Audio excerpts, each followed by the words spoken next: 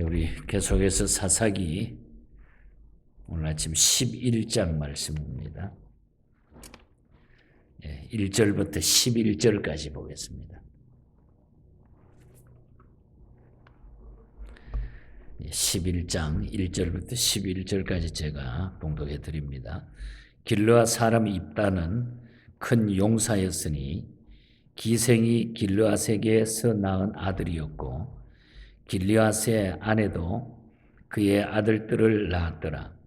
그 아내의 아들들이 자람의 입다를 쫓아내며 그에게 이르되 너는 다른 여인의 자식이니 우리 아버지의 집에서 기업을 잊지 못하리라 한지라. 이에 입다가 그의 형제들을 피하여 돕 땅에 거주하며 잡류가 그에게로 모여와서 그와 함께 출입하였더라. 얼마 후에 암몬 자손이 이스라엘을 치려하니라. 암몬 자손이 이스라엘을 치려할 때에 길르앗 장로들이 입다를 데려오려고 돕 땅으로 가서 입다에게 이르되 우리가 암몬 자손과 싸우려 하니 당신은 와서 우리의 장관이 되라 하니 입다가 길르앗 장로들에게 이르되 너희가 전에 나를 미워하여 내 아버지 집에서 쫓아내지 아니하였느냐. 이제 너희가 환난을 당하였다고 어찌하여 내게 왔느냐 하니라. 그러므로 길르앗 장로들이 입다에게 이르되 이제 우리가 당신을 찾아온 것은 우리와 함께 가서 암몬 자손과 싸우게 하려 함이니 그리하면 당신이 우리 길르앗 모든 주민의 머리가 되리라 하며 입다가 길르앗 장로들에게 이르되 너희가 나를 데리고 고향으로 돌아가서 암몬 자손과 싸우게 할 때에 만일 여호와께서 그들을 내게 넘겨주시면 내가 과연 너희의 머리가 되겠느냐 하니 길르앗 장로들이 입다에게 이르되 여호와는 우리 사이의 증인이시니 당신의 말대로 우리가 그에게 행하리이다 하니라. 이에 입다가 길르앗 장로들과 함께 가니 백성이 그를 자기들의 머리와 장관을 삼은지라. 입다가 미스바에서 자기의 말을 다 여호와 앞에 아뢰니라. 아멘. 아멘. 하나님의 큰 은혜가 오늘도 하루 종일 함께 하시기를 축복합니다. 이제 암몬 자손으로 인해서 고통을 이스라엘 백성들이 당하자 하나님께 부르짖어 다시 회개 기도를 하게 됩니다. 이 진실된 회개와 간구는 하나님의 마음을 다시 움직여줬다고 어제 아침 말씀을 드렸습니다. 그래서 이제 11장에 와서 이 간구함을 하나님께서 들으시고 하나님께서는 입다를 사사로 세우셔가지고 암몬 자손 손에서 이스라엘을 구원해내는 장면이 본장에 쭉 길게 후반부에 나타나 있는 것을 보게 됩니다. 이 입다 사사는 다른 사사와는 달리 매우 아주 독특한 그런 사사였다 하는 것을 보게 됩니다. 그는 다른 사사들과 달리 하나님이 먼저 그를 세워 주심으로 사사가 된 자가 아니었습니다. 길르앗 장로들이 입다를 전투 지휘관으로 먼저 정한 것을 나중에 하나님이 후에 추인해 주는 형식으로 사사가 된 사람이 입다입니다. 한마디로 말하면 입다는 별로 인간적으로 생각하면 아주 정말 쓸모없는 그런 자기의 자신의 모습 속에서 하나님이 결국은 존귀하게 만들어 주셨다. 이렇게 우리가 볼 수가 있습니다.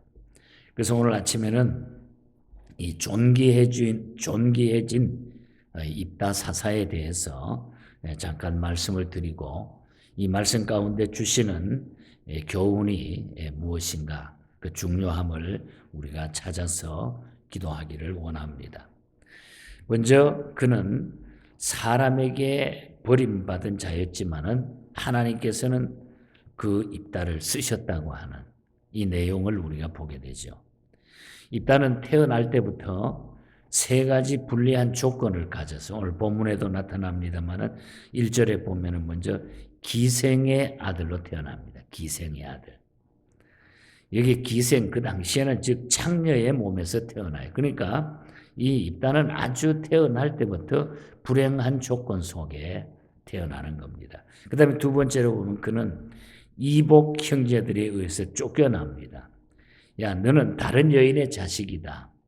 그러니까 자기 아버지가 누군지도 모를 정도로 아주 복잡한 그런 어린 시절이 입다에게는 있었던 겁니다. 얼마나 불행합니까? 그래서 이복 형제들에 의해서 쫓겨나가지고 이방 땅인 돕 땅에 가서 살게 되었다고 하는 것. 그 다음에 세 번째는 그 결과 그는 태어날 때부터 가정과 모든 일이 잘못되니까 잡류의 우두머리가 되었다. 이 잡류라고 하는 것은 뭐 행패 부리며 약탈을 일삼는 자, 깡패, 주먹쟁이 뭐 이런 등등의 뜻입니다. 그러니까 이런 잡류의 우두머리가 돼가지고 행패를 부리면서 약탈을 일삼는 무리의 우두머리가 되어 있는 겁니다. 그러니까 아주 이렇게 모든 조건에서 따져봤을 때에 도저히 하나님 앞에 하나님의 백성을 리드할 리더십을 삼을 수 없는 그런 형편인데도 하나님은 이 입다를 사사로 세우셔가지고 이스라엘 백성을 구원했다는 거죠.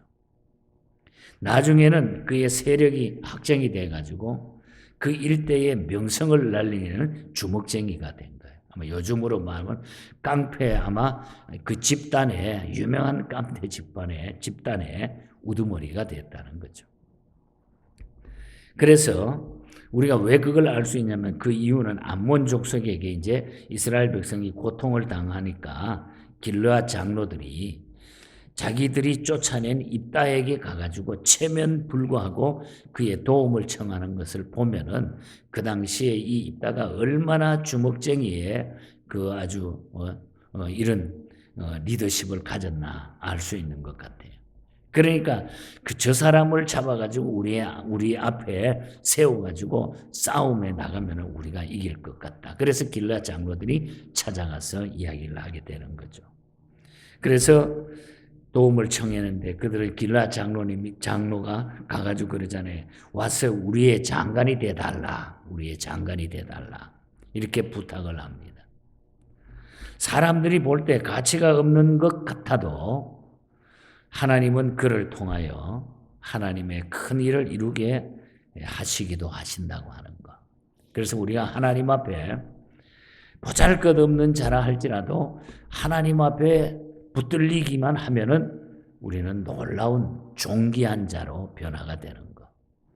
저와 여러분 역시 예수 믿지 않았다고 하면은 존귀한 자가 아닐 것입니다. 그러나 우리는 예수 믿는 자로 하나님의 자녀로 거듭났기 때문에 얼마나 우리가 이것이 감사한가 그런 생각을 이 말씀을 통해서 또 생각하게 됩니다. 사무엘상 2장 8절에 보면 이런 말씀이 나타나요.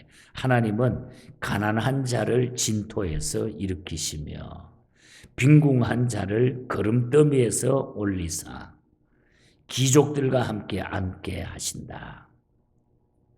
가난한 자를 진토에서 일으키신다. 궁핍한 자를 거름더미에서 올려주신다. 그래가지고 귀족들과 함께 앉게 해주신다. 존귀한 자로 하나님의 백성을 존귀한 자로 이렇게 만들어 주신다. 별 볼 일 없는 자가 존귀해지는 모습이 입다를 통해서 우리가 보게 됩니다.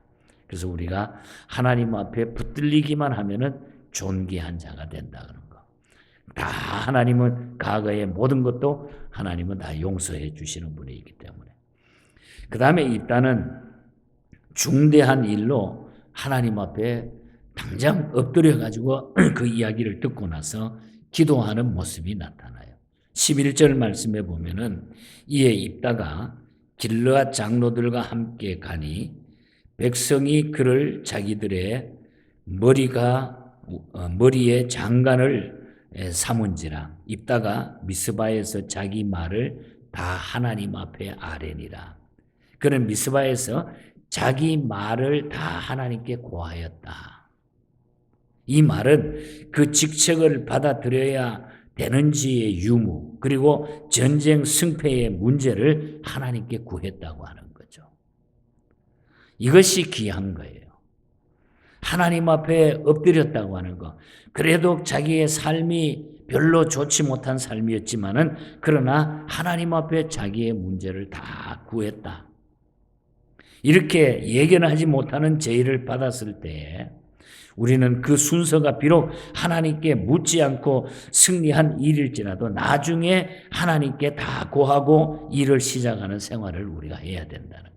늘 우리는 하나님 앞에 기도하는 삶을 우리가 살아야 된다는 거죠. 그래서 29절에 보면은 이에 여호와의 신이 입다에게 임하니라.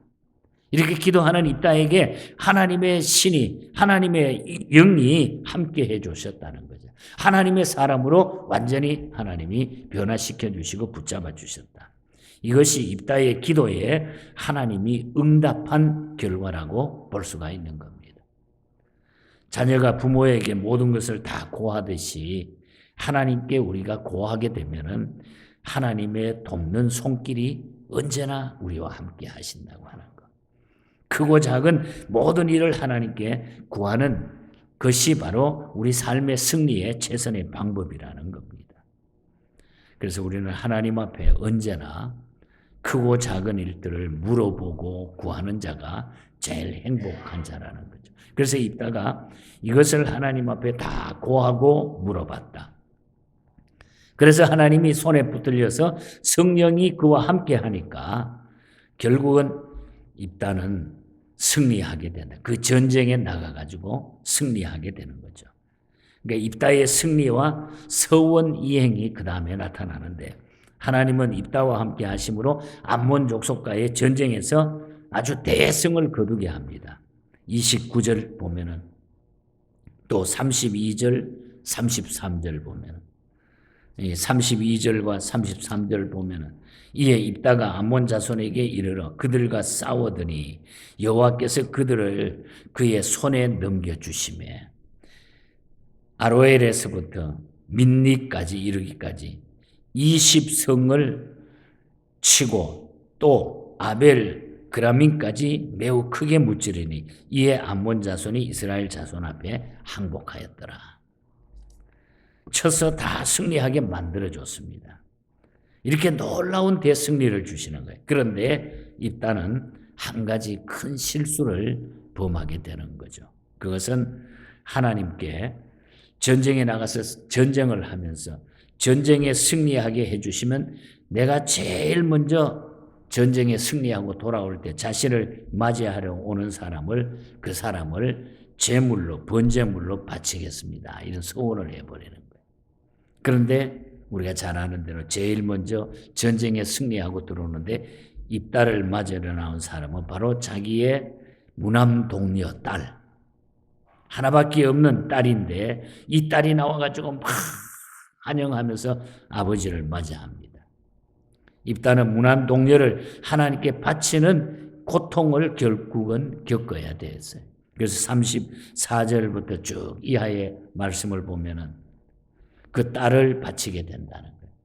신학자들은 두 가지 설을 주장합니다. 하나는 실제로 이 딸을 잡아서 번제물로 드렸다고 하는 그 말씀하고 다른 하나는 평생 결혼을 못하고 처녀로 성막 봉사로 지나게 했다. 뭐 이런 설이 있는데 우리는 그냥 성경에 나오는 그대로 받아들이면 돼요.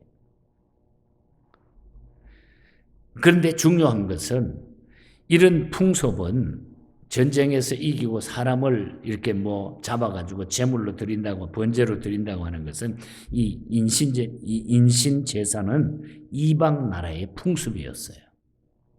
이게 우상을 섬길 때 이방 나라의 풍습이 그런 게 있었습니다. 하지만 우리가 몇 가지 교훈을 받아야 할 것은 어떻게 됐든지 간에 서원은 경솔해서는 안 된다는 거예요. 서원했으면 그대로 그 서원이 지켜져야 된다.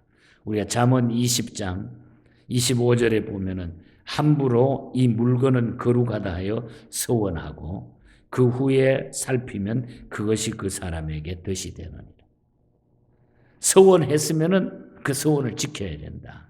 그리고 일단 하나님께 서원한 것은 자기에게 해로울지라도 꼭 그 서원을 지켜야 된다는 거예요. 함부로 서원해서도 안 되지만은 서원했으면 그걸 지키라는 거예요. 신명기 23장 21절 이하에는 하나님께 서원한 것은 자기에게 해로울지라도 그것을 꼭 지키라고 하는 것. 그래서 입다는 이 큰 실수를 통해서 자기 딸을 번제로 드리는 이 고통을 겪어야 됐다고 하는 사실을 보게 됩니다. 오늘 본장의 말씀의 결론과 우리 삶의 말씀을 적용을 해보기를 원합니다. 우리가 이 세상은 돌아가는 모든 일들은 우리가 완벽하게 우리가 거기에 적응해가지고 살아갈 수가 없어요. 그래서 우리가 살 수 있고 가장 행복하게 우리가 갈 수 있는 길은 주님께 소망을 두고 언제나 살아야 된다는 거예요. 주님께. 주님 붙들고 가다가 보면은 내 삶이 어그러진다 할지라도 주님이 붙잡아 주시면 우리는 또 바로 갈 수 있다고 하는 거.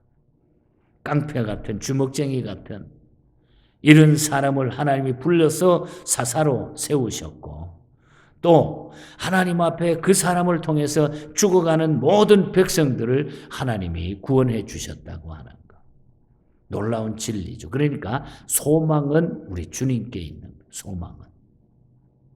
주님은 우리의 영원한 소망이 되신다는 거예요. 그래서 우리는 좋을 때나 힘들 때 혹은 슬픔, 걱정이 있을 때도 변함없이 꾸준히 믿음을 지키고 순종하는 삶을 살아가면은 하나님이 우리에게 주시는 은혜가 많다고 하는 것. 그러면 우리가 편안하게 살아갈 수 있다고 하는 것. 그래서 프란세스 하버갈이라고 하는 사람, 영국의 시인인데 빛과 어두움, 득과 실, 강함과 약함, 면류관과 십자가, 희망과 어둠 이걸 대조해가지고 시를 써가지고 우리에게 찬송으로 선물을 해주셨잖아요. 어두운 후에 빛이 오며 바람 분 후에 잔잔하고 소나기 후에 햇빛 나며 수고한 후에 쉼이 있네. 이런 모든 것들은 주님이 우리의 소망이 될 때에 예수 믿을 때에 주님을 우리가 모실 때에 이 모든 것은 다 슬픔이 변하여 기쁨이 된다는 거죠. 고통한 후에 기쁨이 주어지게 되고 십자가 후에 면류관이 우리에게 주어지는 것이고 숨진 이후에 영생이라고 하는 이 놀라운 축복이 우리를 기다리고 이러한 도는 진리로다. 이러한 도는 진리로다.